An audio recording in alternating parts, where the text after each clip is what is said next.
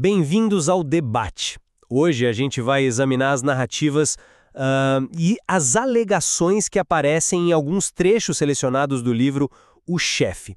É um material que levanta questões bem complexas sobre, a natureza e a extensão da corrupção num período político muito marcante aqui no Brasil. Exato. E a questão central que esses trechos colocam pra gente é bem direta, na verdade.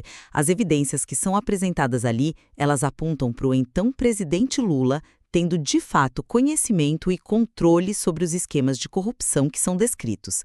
Isso colocaria como essa figura central, o chefe do título? Ou será que ele era uma figura mais distante dessas operações, mesmo que o governo dele fosse, claro, o principal beneficiário político disso tudo? Perfeito. A minha análise vai se inclinar a demonstrar que o conjunto dos depoimentos, a proximidade que parece inescapável das pessoas envolvidas e a própria estrutura dos esquemas, como o material descreve, sugerem sim fortemente o conhecimento e talvez até o comando do Lula. Já a minha perspectiva vai ser um pouco diferente. Embora a corrupção seja, um fato evidente no material, isso é inegável, a ligação direta que estabeleceria um comando ou um conhecimento operacional detalhado por parte do Lula, ela me parece depender mais de inferências de testemunhos que são circunstanciais do que propriamente de provas cabais apresentadas nesses trechos específicos que a gente está analisando. Bom, começando então pela minha visão. O que me parece é que as evidências que estão nos trechos, elas convergem de uma maneira muito forte. A gente não pode simplesmente ignorar acusações diretas e de muito peso, como as do Roberto Mangabeira Unger. Ele não mediu palavras, Classificou o governo como o mais corrupto da história brasileira, chamou o Lula de chefe, de inapto, descreveu como alguém avesso ao trabalho e ao estudo. Isso vindo de alguém que, curiosamente, depois foi nomeado ministro por ele, o que é um ponto interessante por si só. Além disso, a gente tem uma série de testemunhos que apontam na mesma direção. Roberto Jefferson, por exemplo, figura central na explosão do caso, Ele detalhou um mensalão, aquele esquema de pagamentos para parlamentares para garantir apoio no Congresso, e também um esquema parecido em Furnas, uma estatal de energia importantíssima. O Jefferson afirmou categoricamente que o Lula não só sabia, como teria aprovado as operações via o que ele chamou de núcleo duro. Temos também o Hélio Bicudo, um dos fundadores do PT, descrevendo Lula como inerentemente centralizador e um mestre em esconder a sujeira embaixo do tapete. Ele concluiu ser impossível que ele não soubesse.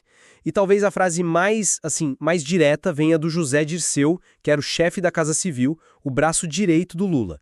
Não faço nada que não seja de comum acordo e determinado por ele.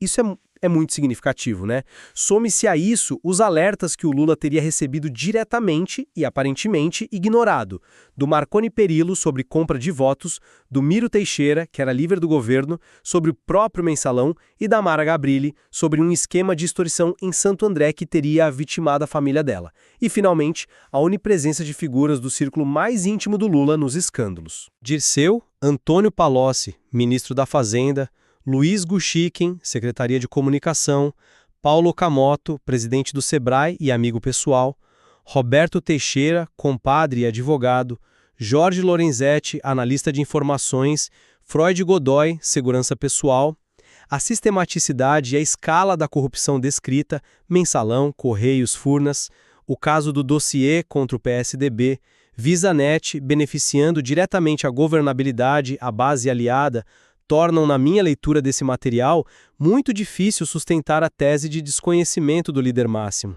Eu vejo esses mesmos elementos, claro, mas eu chego a uma conclusão um pouco diferente. Embora a corrupção que, de fato, permeava o governo e envolvia aliados muito próximos seja, fartamente documentada nos trechos, a prova de um comando direto, de uma ordem operacional do Lula para esses atos, me parece menos sólida. Parece depender mais de interpretação. Primeiro, a gente tem as próprias negações do Lula, feitas de forma consistente em público, como naquela famosa entrevista em Paris. Ali ele falou em traição por parte de aliados, falou em erros cometidos pelo PT e buscou enquadrar a questão principalmente como caixa 2. Ou seja, o uso de recursos não declarados oficialmente em campanhas eleitorais, o que é ilegal, óbvio, mas é diferente da acusação de compra de votos ou corrupção administrativa direta. Essa narrativa do Caixa 2, aliás, foi a linha de defesa adotada por vários envolvidos importantes que são citados no material, como o operador financeiro Marcos Valério e o tesoureiro do PT, o Delúbio Soares. Eles insistiam que os pagamentos eram para saldar dívidas de campanha, não para comprar apoio parlamentar no presente. Além disso, a gente precisa considerar a possibilidade real de que figuras extremamente poderosas dentro do governo, como José Dirceu, que era frequentemente descrito como o capitão do time, pudessem operar com um grau significativo de autonomia. Não seria, assim, implausível que o Dirceu e outros membros desse núcleo duro tomassem iniciativas e até mesmo blindassem o presidente dos detalhes mais sórdidos, justamente para preservar a imagem do Lula? Mas se eles estavam fazendo isso sem nenhum tipo de aval? É uma possibilidade, né? E quanto aos acusadores? É preciso analisar também as motivações deles. O Roberto Jefferson, por exemplo, fez as denúncias mais contundentes depois de romper politicamente com o governo e se ver isolado. O Delúbio, ao falar em Caixa 2, claramente tinha interesse em minimizar a gravidade jurídica dos fatos para ele, né? Portanto, argumentar que a mera proximidade de figuras comprovadamente envolvidas em corrupção automaticamente implica comando ou conhecimento detalhado do presidente sobre cada ato ilícito descrito me parece um salto um pouco grande. A tese de o chefe é uma interpretação poderosa, como o título do livro sugere, mas com base estrita nos excertos que a gente analisou aqui, não me parece ser a única conclusão inescapável. Entendo a sua ponderação sobre as motivações e a possibilidade de blindagem, mas assim, como você concilia isso com a consistência e a convergência de tantas acusações vindo de fontes diferentes? Você mencionou Jefferson, mas e o Mangabeira Unger? As críticas dele foram feitas antes dele ser nomeado ministro, o que torna a nomeação ainda mais, digamos, desconcertante, e sugere que o Lula talvez não se importasse tanto com a substância daquelas críticas. O Hélio Bicudo era um quadro histórico respeitado, cofundador do partido. A descrição que ele faz do Lula como centralizador e mestre em esconder a sujeira não pode ser descartada levemente, né? E a frase do Dirceu, determinado por ele, mesmo que tenha sido dita num momento de crise, é uma atribuição de responsabilidade muito direta vinda do homem que comandava a articulação política do governo. Sim, essa frase é forte, concordo. E os alertas? Não foi só um, foram vários. O Miro Teixeira, líder do governo na Câmara, relata ter avisado o Lula sobre o mensalão lá em 2004. O Marconi Perillo, governador de Goiás, fez o mesmo sobre compra de votos envolvendo o Valério. A Mara Gabrilli detalhou um esquema de extorsão em Santo André diretamente para o Lula, no gabinete dele. Como um líder, descrito pelo Bicudo como tendo sempre o presidente de fato do partido, poderia ignorar tantos sinais, vindo de dentro e de fora do governo? A alegação do Jefferson de que o Lula aprovou o mensalão via núcleo duro, ela se encaixa perfeitamente nesse cenário de conhecimento e consentimento, mesmo que não seja um consentimento operacional direto para cada pagamento. Certo, a convergência é um ponto relevante, não nego. Mas a cautela é necessária justamente pela natureza política explosiva desse contexto todo. Muitas dessas declarações surgiram no calor da crise, em CPIs ou por figuras que, como eu disse, tinham suas razões para atacar o governo ou buscar algum tipo de acordo, algum benefício, né? A frase do Dirceu, por mais forte que seja, ela pode também ser lida como uma tentativa de dividir o fardo, sabe? De não cair sozinho, implicando o superior hierárquico no momento de maior pressão. É uma interpretação possível. Do outro lado, a gente tem as negações públicas e repetidas do Lula. Elas não podem ser simplesmente ignoradas como se fossem irrelevantes. A narrativa do Caixa 2, embora possa parecer uma tentativa de diminuir a gravidade, foi a versão sustentada por ele e por outros atores centrais, como o Valério e o Delúbio. Mesmo a nota oficial do Palácio do Planalto, dizendo que o Lula não se recordava do aviso do Perillo, algo que soa assim como uma desculpa conveniente, eu admito, ela se alinha com uma estratégia de distanciamento. Eu não estou afirmando que o Lula era um ingênuo, alheio a tudo, mas que a prova concreta do comando operacional ou do conhecimento detalhado de cada esquema ilícito, baseada apenas nesses testemunhos citados nos trechos, permanece frequentemente indireta ou sujeita a interpretações sobre a credibilidade e o contexto de quem está falando. Há uma diferença, né, entre saber que existe um sistema de financiamento irregular, como o Caixa 2, e comandar ativamente um esquema de compra de votos de parlamentares, como o Mensalão, ou direcionar contratos em estatais. Isso nos leva diretamente ao ponto do círculo íntimo e da estrutura de poder que o material descreve. Mesmo que a gente conceda que alguns testemunhos possam ser interpretados de formas diferentes, como explicar a onipresença das mesmas figuras-chave do núcleo mais próximo e de confiança do Lula em múltiplos escândalos que parecem sim interligados?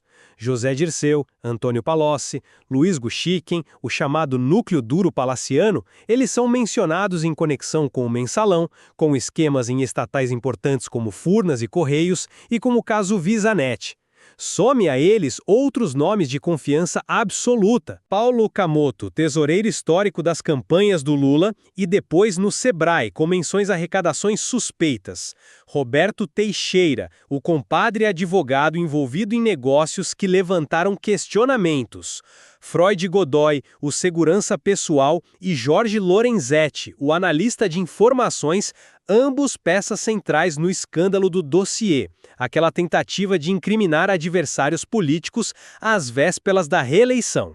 A teia descrita nos trechos, tendo Marcos Valério como um operador financeiro central que transita entre diferentes esquemas e figuras do governo, sugere fortemente uma operação coordenada, ou, no mínimo, uma conivência consentida e estrutural no mais alto nível, que seria necessária para garantir a coesão da base aliada e a própria governabilidade. É difícil conceber tantos satélites importantes orbitando tão perto do centro do poder, todos envolvidos em irregularidades, sem que esse centro tivesse conhecimento ou, pelo menos, controle. A estrutura descrita parece apontar para um comando, ou, no mínimo, uma permissividade estratégica vinda do topo. Concordo que a concentração de poder e a recorrência dos mesmos nomes próximos ao Lula nos escândalos são elementos muito perturbadores, sim, levantam suspeitas graves. No entanto, eu proponho um caminho interpretativo diferente para essa estrutura.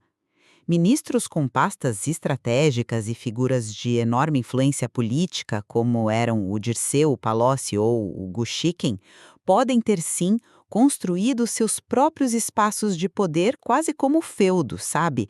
E desenvolvido esquemas próprios. Eles poderiam estar aproveitando a estrutura do governo e a necessidade premente de recursos financeiros para manter a complexa máquina política e a base aliada funcionando, mas sem necessariamente reportar cada detalhe ilícito ou receber ordens diretas do Lula para cada ato específico de corrupção. Pensemos na lealdade que é mencionada no material, como a fidelidade canina do Delúbio Soares ao José Dirceu.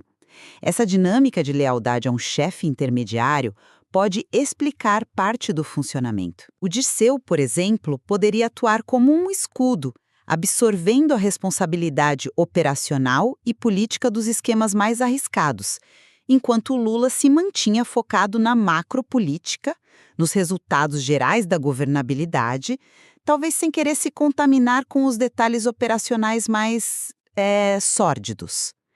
A presença dessas figuras em múltiplos escândalos pode indicar, sim, a capilaridade e a extensão da rede de corrupção, mas não prova por si só e de forma inequívoca nos trechos fornecidos que todas as ordens para cada operação específica, seja no Mensalão, em Furnas, nos Correios ou, no caso do dossiê, emanavam diretamente do presidente.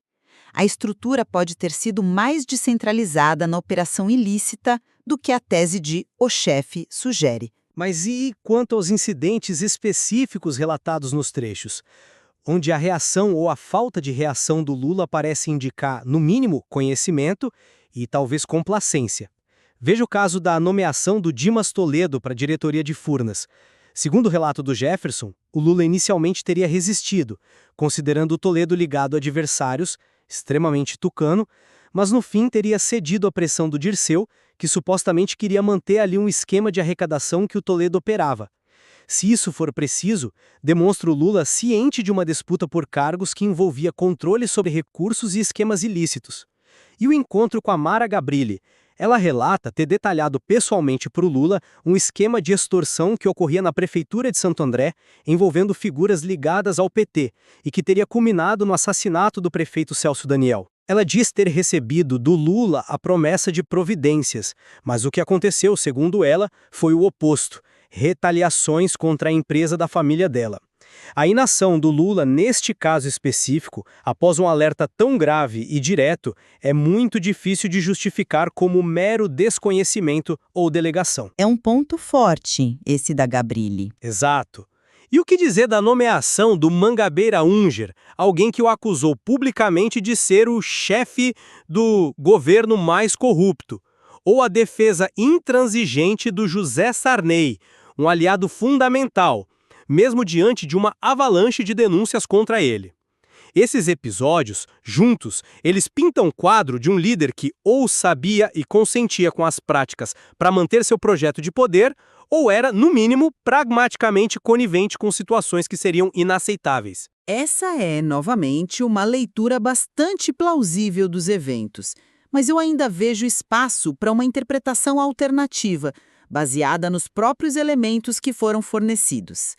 As reações do Lula que você citou, a suposta surpresa no caso do aviso do Miro Teixeira, a alegada falta de memória sobre o alerta do Perilo, a inação após o encontro com a Gabrilli, elas podem ser interpretadas não apenas como cinismo ou conivência, mas talvez como desconhecimento genuíno em alguns casos, ou como reflexo de uma estratégia deliberada de se manter afastado de problemas complexos e potencialmente danosos. Lembremos de novo da descrição do Mangabeira Unger, que o pintou como avesso ao trabalho e ao estudo, alguém fugidio de tudo que lhe traga dificuldade ou dissabor. Se essa descrição tiver algum fundo de verdade, ela sugere um estilo de liderança que delega amplamente e que talvez evite se aprofundar em questões espinhosas trazidas por assessores ou mesmo por vítimas de esquemas. A nomeação do Unger, por mais paradoxal que pareça, pode ser vista não como um endosso às acusações que ele fez, mas como um ato de pragmatismo político radical, talvez, para neutralizar um crítico barulhento ou para atender um pedido do vice dele, José Alencar, como o próprio texto sugere. Da mesma forma, a defesa do Sarney se encaixa perfeitamente no cálculo político de manter um aliado poderoso e a estabilidade da coalizão. Portanto, embora esses incidentes levantem sérias questões, eu não estou convencida de que eles comprovem equivocadamente o comando ou o conhecimento detalhado do Lula sobre os esquemas ilícitos em si. Podem refletir um cálculo político, uma forma de governar que prioriza a manutenção do poder acima de outras considerações sem necessariamente implicar o controle operacional da corrupção. Isso nos traz, finalmente, a tese central que permeia todo o material e que dá título ao livro: o chefe. Para mim, a análise da totalidade das evidências apresentadas nos trechos que a gente discutiu, a escala e a recorrência impressionante dos escândalos, o envolvimento profundo e interconectado do círculo de confiança mais próximo do Lula, os múltiplos alertas que teriam sido ignorados e os benefícios políticos diretos que esses esquemas traziam para a sustentação do governo dele, justifica essa conclusão. O material descreve um ecossistema de corrupção onde figuras-chave como Dirceu, Palocci, Guxiquem, Delúbio, Valério e outros operavam múltiplos esquemas mensalão, Furnas, Correios, Dossiê, VisaNet, Caixa 2 para campanhas e dívidas, etc., que no fim das contas convergiam para um mesmo propósito central: manter a base aliada unida e financiar o projeto de poder do PT sob a liderança inconteste do Lula. Nesse contexto complexo e interligado, a figura do Lula emerge, se não como o comandante operacional direto de cada detalhe sórdido, ao menos como o ponto central que permitia, endossava ou, como sugere a frase atribuída ao Dirceu, determinava a existência e o funcionamento dessa complexa engrenagem de poder e dinheiro. A responsabilidade política e, possivelmente, o conhecimento estratégico parecem recair sobre ele. E eu reitero minha posição de que o chefe é uma tese interpretativa forte, impactante, sem dúvida, mas que, com base estrita nos excertos que nós analisamos aqui, ainda depende de inferências significativas. O material demonstra, sem sombra de dúvida, um governo onde a corrupção floresceu em diversos níveis e setores, envolvendo figuras da mais alta confiança do presidente. Isso é inegável. No entanto, a prova documental ou testemunhal que seja absolutamente irrefutável, que coloque o Lula como o mandante operacional de todos esses esquemas complexos, desde a concepção detalhada do mensalão, passando pelos meandros dos contratos em estatais como Furnas ou Correios, até esquemas em níveis municipais como o de Santo André, ou a forma exata da arrecadação via Paulo Cámoto nos anos anteriores, essa prova não está explicitamente detalhada nos trechos que tivemos acesso. A conclusão de que ele era o chefe no sentido operacional depende muito da inferência de que, dada a posição de poder absoluto dele e a proximidade inegável dos envolvidos, ele obrigatoriamente deveria saber de tudo ou teria que ter comandado tudo. A possibilidade de que ele tenha sido de fato efetivamente blindado por figuras como o Dirceu, ou que tenha se beneficiado de forma mais passiva politicamente da estrutura montada por seus subordinados, sem conhecer todos os detalhes ilícitos, permanece como uma interpretação alternativa que não pode ser descartada com base apenas no que foi apresentado aqui. A linha entre responsabilidade política e comando operacional direto é muito tênue e é crucial nesse debate. Resumindo, então, a minha posição. A análise do material apresentado nestes trechos aponta fortemente para o conhecimento e, possivelmente, o comando central de Lula nos esquemas de corrupção que foram fundamentais para sustentar o governo dele.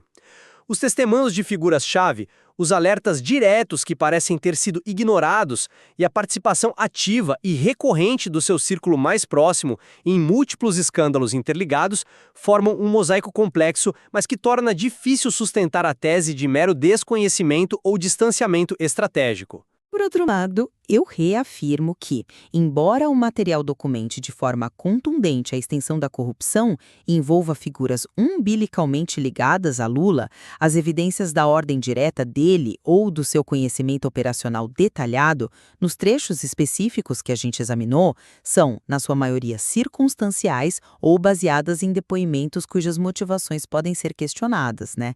Isso abre espaço para a interpretação de que ele poderia ter sido deliberadamente blindado dos detalhes mais comprometedores ou ter se beneficiado politicamente de uma estrutura corrupta sem ser o arquiteto operacional de cada um dos seus componentes específicos. As narrativas e alegações contidas nestes trechos de O Chefe são, sem dúvida, de enorme gravidade e complexidade.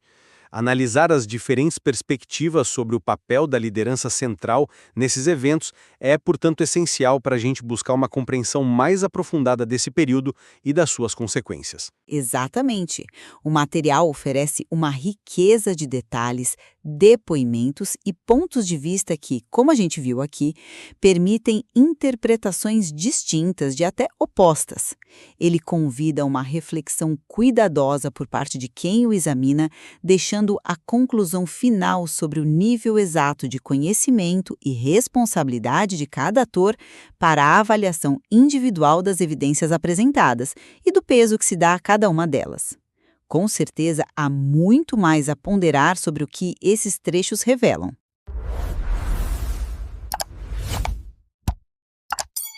Gostou da resenha do livro?